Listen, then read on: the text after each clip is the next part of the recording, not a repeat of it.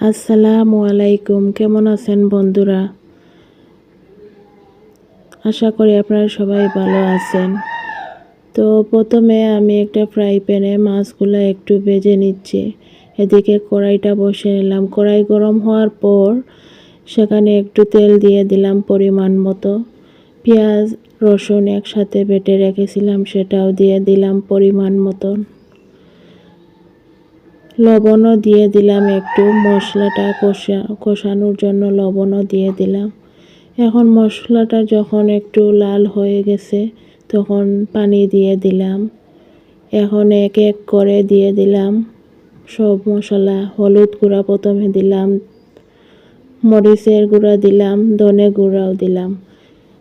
তো এখন ভালোভাবে মশলাটা কষিয়ে নেব, কারণ মশলা যত কষানো হবে তরকারিটাও তত মজা হবে। মশলা কষিয়ে নেওয়ার পর পরিমাণ মতো পানি দিলাম একটু, যাতে মশলাটা আবার কষিয়ে নিতে পারি। এখন দিয়ে দিলাম প্রধান উপকরণ কালো সর্ষে বাটা। সেটা ভালোভাবে আমি এখন কষিয়ে নেব। তো এই কালো সর্ষেটা আমাদের ক্ষেতের ছিল, একটু লবণ দিয়ে ব্লেন্ডার করে নিয়েছিলাম। এই দেখেন এখন মশলা আবার কষিয়ে নিচ্ছি। তো মশলা কষাতে কষাতে একটু পানিও দিয়ে দিলাম। এখন আবার পানিটা আমি পরিমাণ মতন দেব, কারণ এই পানি দেওয়ার পর আমি আর পানি দেব না, একটু পরে আমি মাছগুলা ছেড়ে দেব। তো পানির যখন বলক ওঠা শুরু করলো তখন আমি এই মাছগুলো দিয়ে দিলাম।